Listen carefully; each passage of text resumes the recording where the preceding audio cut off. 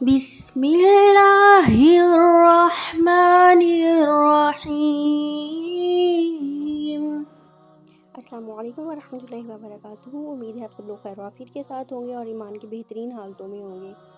آج میں یہاں پر آپ کے لیے ایک نیا ٹاپک لے کر آئی ہوں، ایک بہت ہی عمدہ ٹاپک کہ میں کہتی ہوں کہ یہ میری زندگی کا سب سے خوبصورت ترین ٹاپک ہے، تو میں آج اس پہ بات کرنا چاہوں گی اور وہ ٹاپک ہے دعا۔ ٹھیک ہے، تو آپ نے جو ہے دعا، ہم کہتے ہیں ہم دعا مانگتے ہیں لیکن ہماری دعائیں قبول نہیں ہوتی ہیں۔ ہم اکثر سنتے ہیں ہمارے لیے دعا کرنا، یا اگر ہم کسی کو کہہ دیتے ہیں ہمارے لیے دعا کرنا، تو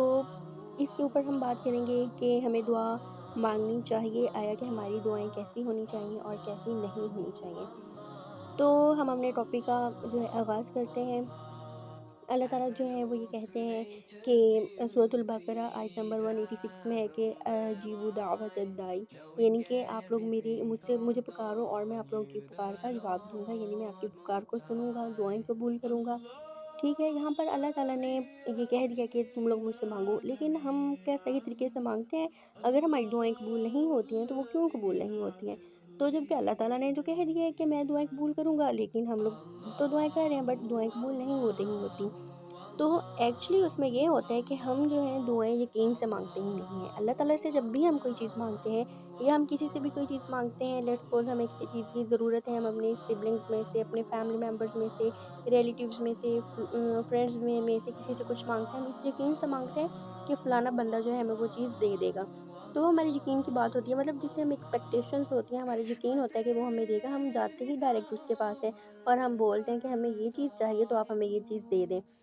تو سیم اسی طرح جو ہے ہماری جو دعائیں ہیں وہ اللہ تعالیٰ سے اس طرح ہونی چاہیے، اتنے یقین کے ساتھ ہونی چاہیے کہ وہاں پر 0.01% بھی یہ جو ہے بدگمانی نہ ہو کہ ہماری دعائیں قبول نہیں ہوں گی، یہی یقین ہو کہ ہماری دعا قبول ہوگی۔ اگر دعا قبول نہیں ہوگی تو اس میں بھی اللہ تعالیٰ کی طرف سے مصلحت ہے اور آپ کی دعائیں کبھی بھی رائے گاہ نہیں جاتی، بلکہ اس کا جو اجر ہے وہ ہمیں ضرور ملتا ہے، چاہے دنیا میں ملے چاہے وہ آخرت میں ملے، لیکن جو ہے وہ دعاؤں کا جو اجر ہے وہ ہمیں لازمی طور پر جو ہے وہ مل جاتا ہے۔ تو دعا مانگتے ہوئے آپ نے اس چیز کا دھیان رکھنا ہے کہ آپ جو ہے بالکل جو ہے یقین کے ساتھ دعائیں مانگیں کہ انشاءاللہ تعالیٰ ہماری دعائیں قبول ہوں گی، اور اگر ہمارے حق میں دعائیں قبول نہیں ہو رہی ہیں تو اس کا مطلب ہے وہ چیز ہمارے حق میں بہتر نہیں ہے، بلکہ دعا مانگتے ہوئے اللہ تعالیٰ سے یہ ضرور دعا مانگے کہ اللہ تعالیٰ اس چیز کو ہمارے حق میں بہترین کر دیں۔ اگر ہمارے حق میں بہترین نہیں ہے تو ہمارا دل اس چیز پہ مطمئن کر دیں جو ہمارے حق میں بہتر ہے۔ جب ہم پڑھتے ہوتے تھے تو چھوٹی کلاسز میں ہمیں اسلامت ہمیں پڑھائی جاتی تھی، ابھی بھی پڑھائی جاتی ہے، تو اس میں بھی جب ہم 9th 10th میں دعا کا چیپٹر پڑھتے ہوتے تھے، اللہ تعالیٰ کے حقوق، انسانوں کے حقوق اور اس طرح پڑھتے ہوتے تھے، تو اس میں بھی یہ چیز ہوتی تھی کہ ہمیں اللہ تعالیٰ سے دعا مانگنی چاہیے، اور جو انسان جو ہے وہ دعا نہیں مانگتے ہیں وہ سمجھ لیں غرور کے زمرے میں آتے ہیں، تو اللہ تعالیٰ کو غرور انتہائی ناپسند ہے، بلکہ ہم انسان اتنے دن میں گناہ کرتے ہیں کہ ہمیں خود بھی پتہ نہیں ہوتا کہ ہم کتنے گناہ کرتے ہیں۔ تو ہمارے جو پیغمبر ہیں، نبی ہیں، اولیاء گزرے ہیں، نیک آدمی ہیں، وہ سب ہی اللہ تعالیٰ سے دعا کرتے ہیں۔ اگر ہم نبی صلی اللہ علیہ وسلم کو دیکھا جائے تو وہ ہمیشہ مشکل گھڑی میں انہوں نے اللہ تعالیٰ سے ہی رجوع کیا ہے، بلکہ اگر وہ چاہتے تو وہ نہیں کر سکتے تھے، بلکہ انہوں نے پھر بھی اللہ تعالیٰ سے ہی رجوع کیا،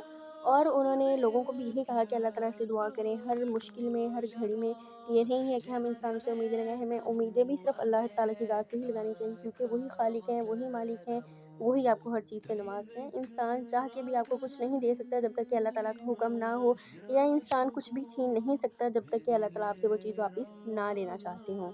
اس لیے جو ہے آپ کو بہت ہی زیادہ دعائیں کرنی چاہیے۔ تو جو ہے اکثر لوگ کہتے ہیں کہ بھائی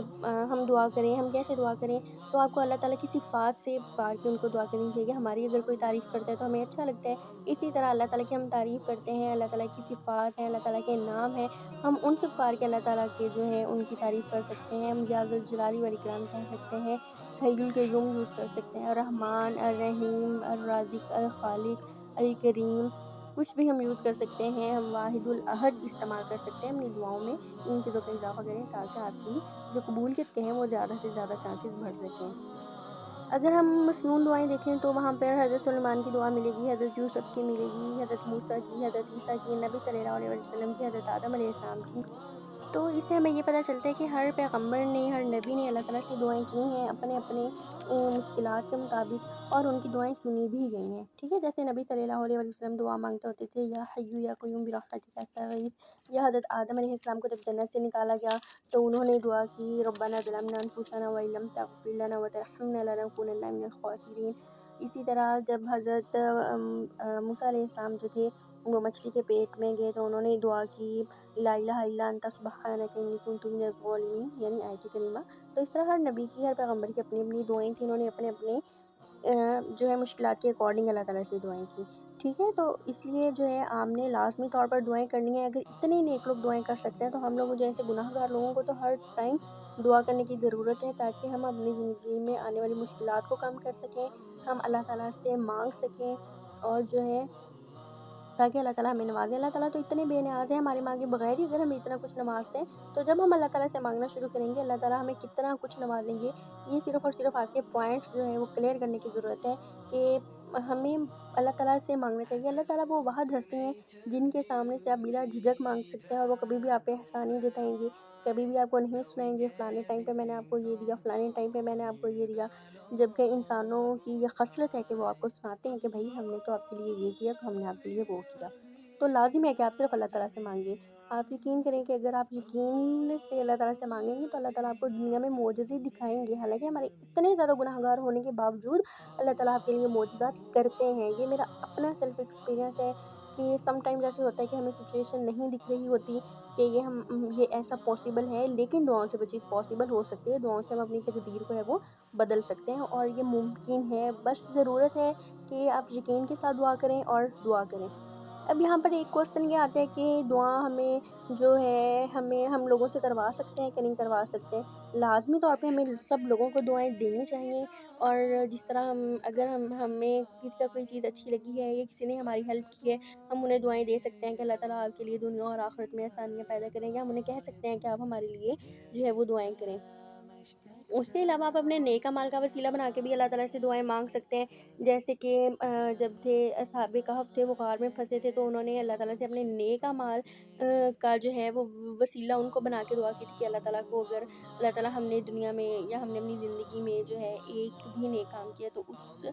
کے صدقے جو ہے ہمارا جو ہے مشکل کو آسان کیا جائے، اس طرح کر کے آپ دعا کر سکتے ہیں۔ تو یہاں سے آپ کو ریفرنس ملتا ہے کہ ہم اپنے نیک اعمال کو جو ہے وسیلہ بنا کر دعا